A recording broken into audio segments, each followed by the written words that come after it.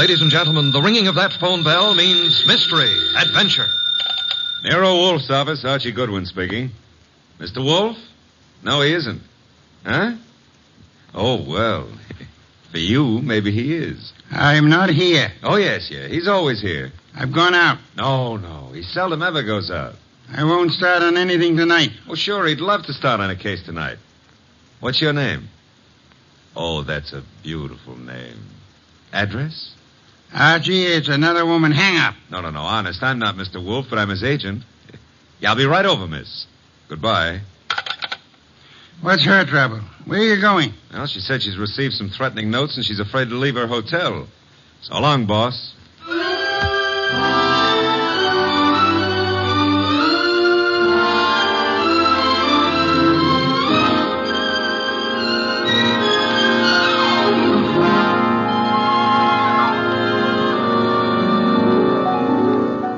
Ladies and gentlemen, it's that genius who is the bulkiest, balkiest, most ponderous, and most brilliant detective in the world. Yes, none other than that chair-borne mass of unpredictable intellect, Nero Wolfe. Created by Rex Stout and brought you in a new series of adventures over this NBC network in the person of Mr. Sidney Greenstreet.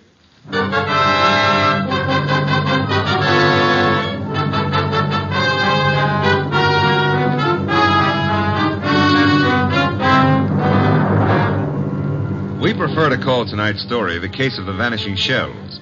It didn't seem to be difficult at first, but, well, I'm not a stupid individual, but so often I allow myself to become mesmerized by beautiful women. Heaven bless them.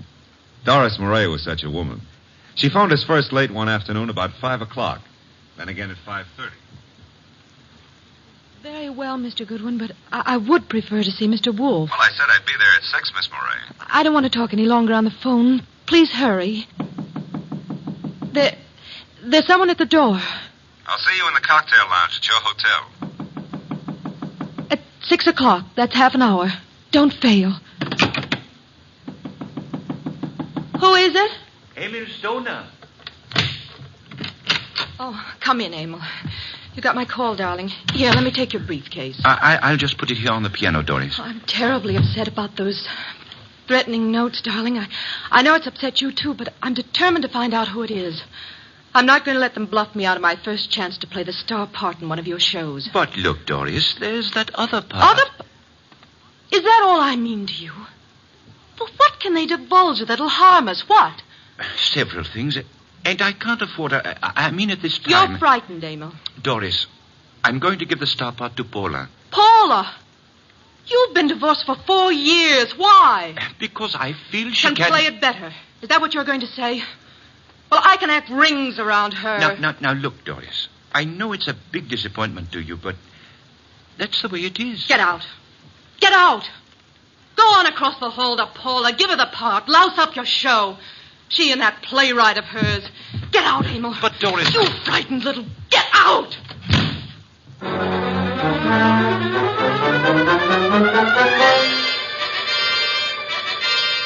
I believe, Mr. Wolfe, you're making a great mistake in not coming along. Indeed. I'm sure that what attracts you could not possibly be of interest to me. The gal needs help. Money is money. Girls, money, phooey. Yeah, well, we could have dinner out for a change. They have one of the finest chefs in town at that hotel. You're most impolite. I'm trying to read this book. Poetry. Archie. Yes, sir? Shut up. But we need money. That filthy green cabbage is necessary to our existence. This may be a tough case, you know. You're sufficiently intelligent. Sometimes.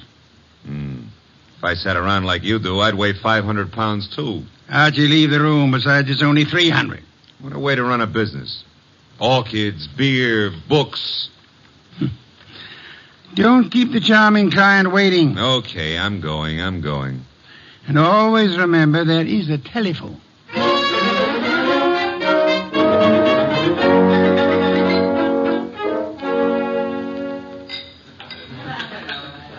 Thank you, waiter. Oh, good evening, Miss Murray. I'm Archie Goodwin. Well, I didn't expect... please sit down. Well, I think I should explain the absence of Nero Wolfe. There's so much of him that it's not too convenient to transport it about. I do all the outside work. And I'm sure you do it well. Mr. Well, you know, some women call me Goodwin and some call me Mr. Goodwin, and, Yes. the unattached call me Archie. Hello, Archie. Oh, splendid. I'm glad to hear it. Now we can get right down to the nasty old business that's troubling you, Doris. First, here's the 500 retainer fee. Well, thank you. Now, what's the note about? Well, there are 2 notes, both printed by hand. Uh-huh. Oh, will you hand me my purse, please? Oh, sure. Thank you. Oh, I see. Doris Mohr. If you fail to withdraw from the cast of Stoner's next production by start of rehearsals Monday, both you and Stoner will have a blasted reputation and perhaps other injuries from which you will be unable to recover. The other one is like it, only more vehement. Someone or a group of someones are intent on keeping you out of Stoner's shows, huh? It's too bad. His next one is said to be a sure smash hit and a star-making part for the leading woman. Yes, Emil Stoner wants me to play it. He's been planning on it ever since David Banning wrote the play. What does David Banning think of you playing the part? Well, I don't think he's too enthused about it. You see, Mr. Stoner and Paula Kenyon have been divorced for 4 years, but she has continued to be his top leading woman. Now she's engaged to David Banning, who wrote this play. Oh? Makes things a bit difficult. Well, of course, Rick Hunter, Stoner's director, is... Hunter's somewhat in favor of your playing the part. Well, Rick Hunter is very fond of my work. And very fond of you as well, huh? Yes, unfortunately. I like Rick Hunter tremendously, but Emil Stoner has been of greater interest to me. In fact, we're more or less engaged, Mr. Goodwin. Oh, well, had any words lately with the ex-Mrs. Stoner? Paula Kenyon, is that her name? Paul and I were great friends when I first joined the Stoner Productions, but I don't know, I don't think she appreciated the fact that Mr. Stoner and Rick Hunter, the director, took such an interest in me. Tell me, did you ever think you were in love with Rick Hunter? Yes, at first I was thrilled by his artistic imagination. And then as time went on, I realized that he was subject to melancholia. Mr. Stoner was more stable, and I needed someone older to advise me. Well, what's wrong with your reputation of Mr. Stoner's?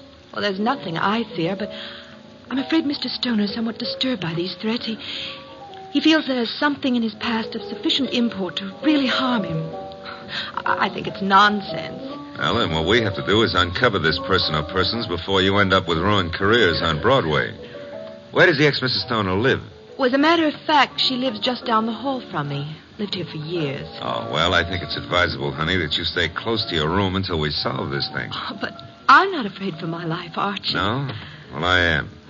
I'll see you into your room, Doris. Oh, now, please, Mr. Goodwin, if you... Oh, you don't trust the boy, huh? Oh, well, Such beautiful eyes. Oh, Lovely red hair. Yeah. You could have the lead in my new play.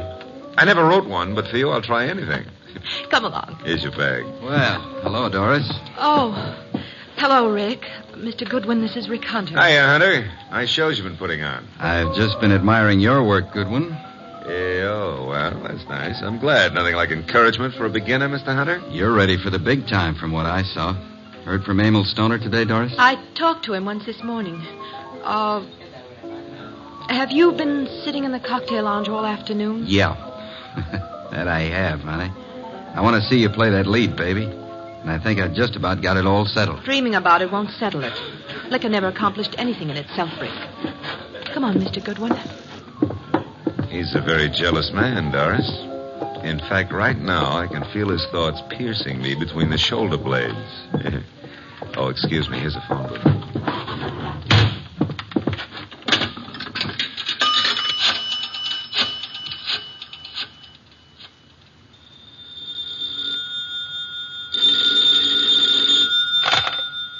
Yes, Archie? How do you know it's Archie? I felt the time was exactly right for you to call. I wish you felt it was time to earn some money. Is this a worthwhile case? Well, she's a beautiful redhead, and, That, of course, makes it very worthwhile. Yeah, well, I got 500 as a retainer. Phooey, a pittance, and probably all you'll ever get. What do you mean by that? She's probably guilty. Now, look, boss, she's the victim. Received notes threatening her reputation and her health if she plays the star part in Emil Stoner's new production. Also, they threatened Emil Stoner likewise. The playwright, Dave Banning, is engaged to Paula Kenyon. Incidentally, she lives here at the hotel, too, just down the hall from Doris. I remember her, and the playwright wants Paula Kenyon to play the part. Well, Archie, you have only the beginning. It is probably too late to prevent whatever is going to happen. Like what, for instance? Have you found a body yet? Call me after you find the body. What body? There's no body. But there will be, Archie. There's always a body where you're concerned. Either a body beautiful or a dead one. Bye.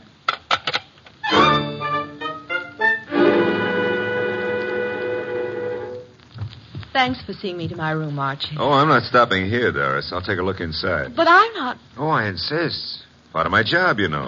If I fail to take every precaution, Mr. Wolfe would never... Well, look in that chair. Emil. Emil? Emil Stoner? Oh, 3 red dots on his shirt front. Doris, hold on. I'm all right. Yes, I'm all right. All right, sit down. That's it. Oh. Now, let's see. The body's still warm. What's this crumpled in his left hand?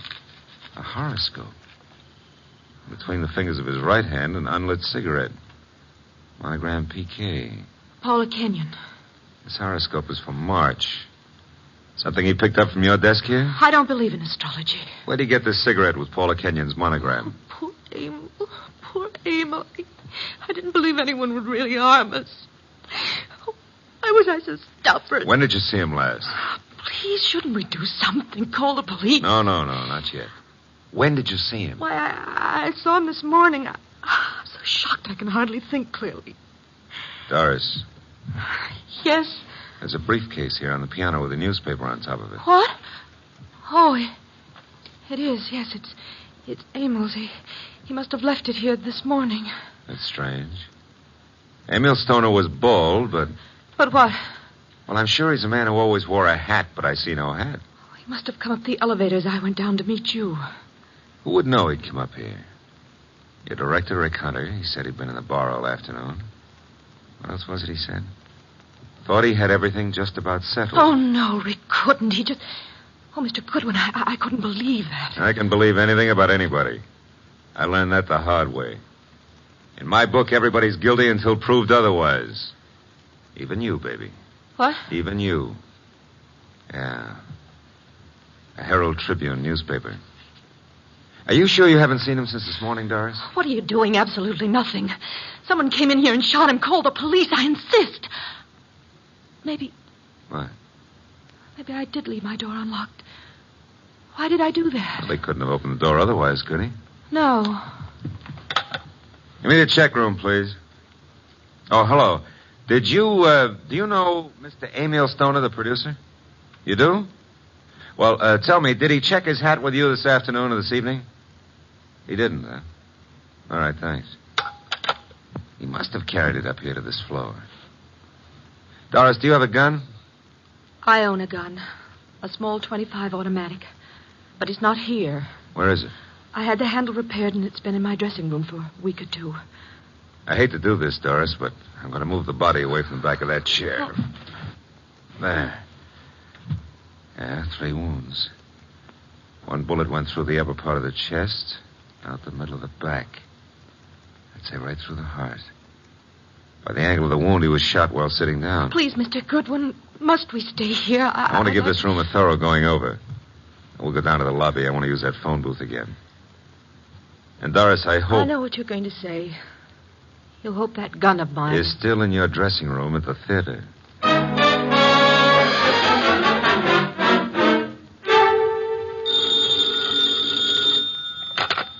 Nero Wolfe speaking. Oh, Mr. Wolfe, may I have your autograph? I'm taking a correspondence course on how to be a detective, and I think you're a wizard. That's so kind of you to say so. I would be just thrilled to have your autograph on the bottom of a paycheck. Why are you calling from a phone booth? What? Who said I was? It's obvious. There's no room tone reverberation. Well, you shouldn't have to ask. You know everything before it happens. You found the body then. It happened just before you got there. Oh, now, look, I took the girl up to her room to be sure it was safe for her to go in, and... Okay. And there, sitting in a big leather chair, was Emil Stoner. Shot 3 times with a small caliber gun, dead about an hour. 1 shot went through the body from the upper part of the chest to the middle of the back. Therefore, he was shot while sitting down. The killer was standing, huh? I'm listening. Oh. Well, his left hand was clutching a horoscope folder, and between the index and second finger of the right hand was an unlit cigarette with a monogram on it, PK. Emil Stoner is bald, but there was no hat in the room. However, on the piano was his briefcase, and on top of it, a 4 o'clock afternoon edition of the Herald Tribune. Better look in the briefcase, Archie. No weapon? No weapon. But Doris Murray says she owns a .25 caliber automatic, and it's in her dressing room at the theater. Also, she claims she hadn't seen Stoner since this morning. You found no empty shells about the floor? None. What did you do with the bullet? What bullet? The one which passed through his chest and lodged in the back of the leather chair. Are you there? Boss, I'm a very stupid fella. Stop bragging. The bullet. Boss, there ain't no hole in the back of that chair. I just realized it. Maybe he was standing up. Then the killer must have been on stilts. Archie, let us pretend, only pretend, that you're very observant. Now proceed to Paula Kenyon's apartment, just down the hall, you said, and see what she knows without divulging the fact that Stoner is dead. And look sharp. My gears must be slipping. Archie, do you know what great event will be celebrated tomorrow? Yeah, my birthday. What'd you get me? Cuthbert's correspondence detective course in 4 easy lessons. Bye.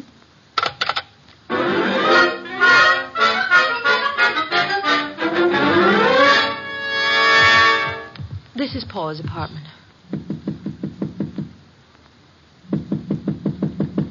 No answer. Let's see if it's open. Oh, there's no one in sight. Come on in. Now, look, if anyone walks in on us, we found the door open and we just came in to wait, Which is the truth, isn't it? Yeah, that's right. Here on the desk we have a stack of horoscopes, Doris.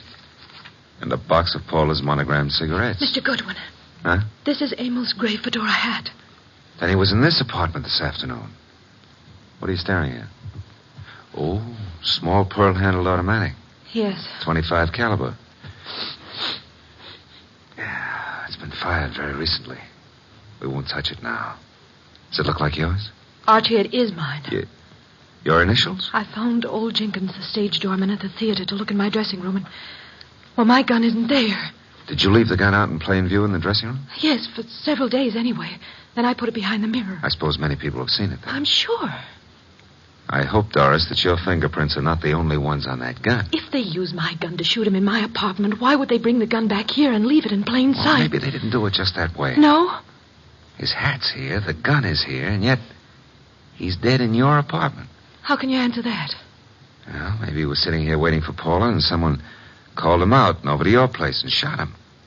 That's no good. Doesn't make sense. Now, if he was sitting in this chair here and someone entered that door, Hey. What is it? Look in the chair back. Huh? Little round hole. Start looking for some empty shells around here. You find something? No, I want to make a call. He was shot with this automatic. 3 shells were ejected. They certainly vanished.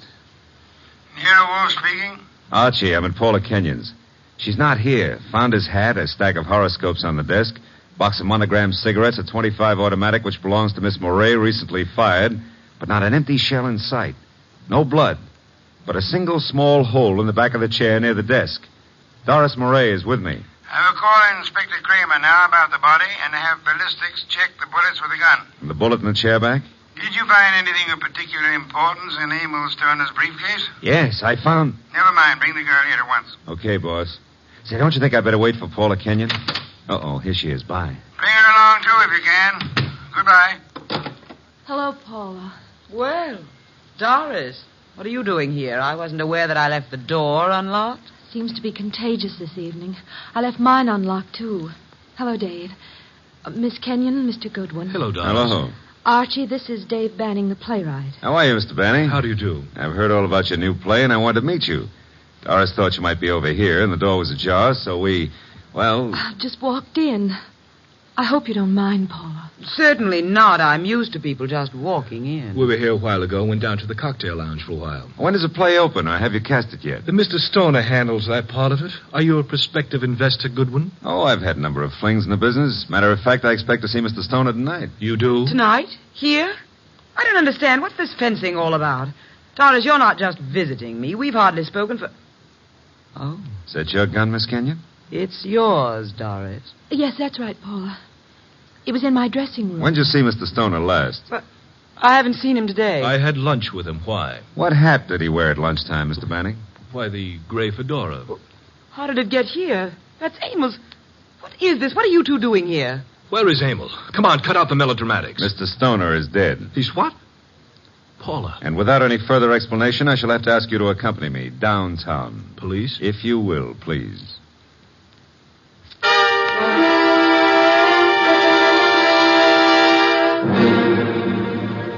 They're still in the front room, boss. I'll bring them into your office when you're ready. Yes, Archie, I'm sure they're all anxious to talk. They've been sitting there for an hour now. Maybe we ought to make some sort of explanation to them, huh? Why? This sort of technique should work very well in this particular instance. Yeah, but I don't know about that director, Rick Hunter. He may be difficult. Does anyone know that you found the completed and signed contract in the briefcase? No one. Mm-hmm. Good. Now we have the threat notes, the contract, the afternoon newspaper, the briefcase, the fedora hat, the gun, no ejected shells, the horoscope, the cigarette, and the 2 chairs. One with a small hole in it. Come in. Ah, Inspector Kramer at last. What have you? Well, we covered every inch of that place and didn't find a single empty shell. There were 2 bullets in the body and the one that passed through him into the chair back in Paula Kenyon's place. They were all 3 fired from Doris Murray's little automatic. Any fingerprints on the gun? None but Doris Murray's. Not unexpected, to say the least. The bullet that was lodged in the chair in Paula's place went through his heart. Now, he was apparently shot in her room, but... But how did he get into Doris Murray's place? I'll be able to explain that when we locate those 3 empty shells, Inspector. Bring our guests in, Archie. Come in, please. Ladies and gentlemen, Mr. Nero Wolfe. Miss Paula Kenyon. Hello. Miss Doris Murray. Hello, Mr. Rick Hunter, the director. How do you do? David Banning, the playwright. How do you do? Won't you be seated, please? May I present Inspector Kramer of Homicide? How do you do, Inspector? Mr. Wolfe has asked you here to give such details as you recall, which might be of assistance to him in the solution of the murder of Emil Stoner. Mr. Hunter, as the director, whom did you favor as the star of your next production? Why, Doris Murray. You have been deeply interested in Miss Murray, Hasn't done me much good. but you do love her. I do. And you are deeply interested in the progress of her career. I am, most assuredly. Did you know that Mr. Stoner had made out and signed a contract for a certain woman to play the lead in the new show? No. You knew that Doris Murray had a gun in her dressing room. Yes? You were in the hotel cocktail lounge all afternoon until you met Doris and Mr. Goodwin. Yes, And you could have seen Emil Stoner enter the lobby and go to the elevator. I could. Could you prove that you never left the cocktail lounge until you met Doris and Archie? Maybe not. Did you see Mr. Stoner go into the elevator? I did. Mr. Banning, you wrote the new play. Were you in favor of Miss Murray playing the part? Why, no, I felt Paula Kenyon was better suited for it. You and Miss Kenyon are engaged to be married. Yes. If anything happened to Mr. Stoner, you, as next in line, could assign the role as you saw fit. That's correct. Did you know that Mr. Stoner had made a final decision on the part? I did not. He didn't tell you anything about it at lunch today? No, I made a strong plea for Paula. You know about the gun in Miss Murray's dressing room? Everyone did, apparently. Very well. Miss Kenyon, did Emil Stoner visit your apartment often? Not often. We were not on too friendly terms. Did you phone him to visit you this afternoon? No, who said I did? No one? I merely asked. Were you, by any chance, still in love with Emil Stoner? Now, see here, I don't appreciate that kind of Just talk. relax, Mr. Banning. I was not in love with Mr. Stoner. That was over. You and Doris Murray were at one time very friendly. Yes, till I found out how two-faced she was.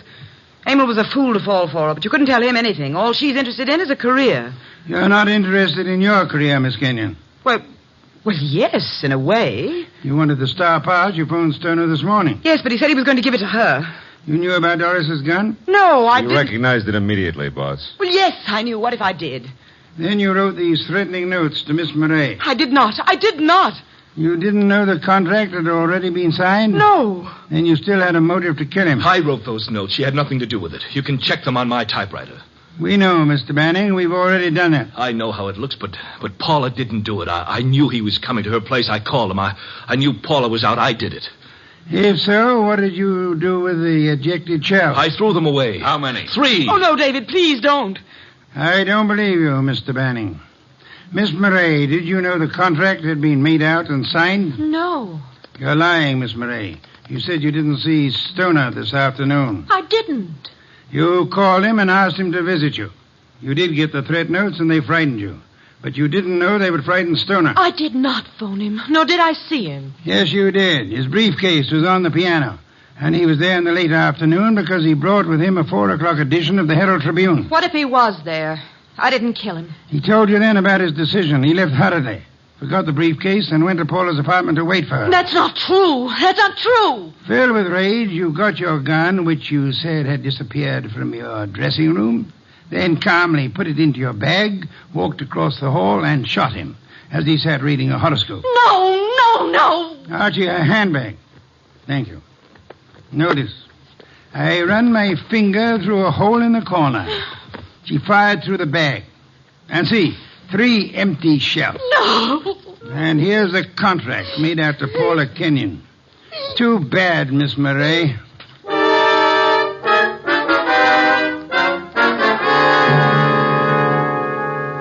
Well, that's a good day's work, boss. Some beer, Archie. Right.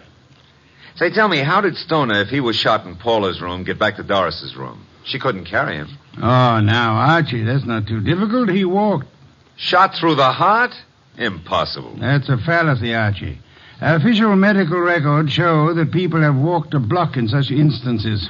No wonder Doris was so shocked when she saw him back in her room.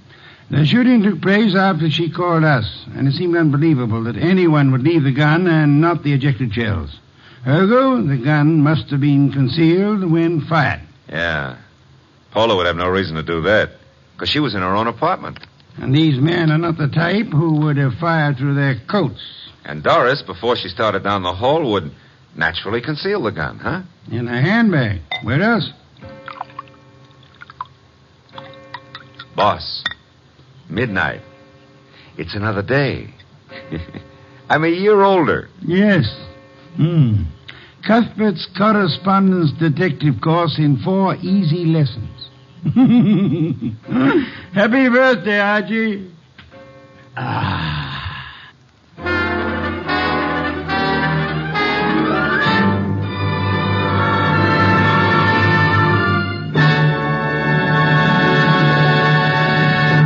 You have been listening to The New Adventures of Nero Wolfe, starring Sidney Greenstreet.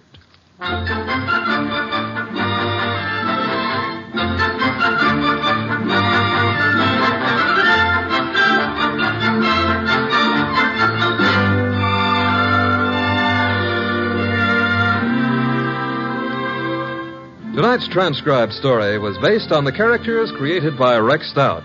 This is an Edwin Fadiman program, produced and directed by J. Donald Wilson. In the cast were Gerald Mohr as Archie Goodwin, and Gene Bates, Betty Lou Gerson, Bill Johnstone, Peter Leeds, and Vic Perrin. Next week at this same time, Nero Wolfe and Archie will bring you The Case of the Party for Death. Don Stanley speaking.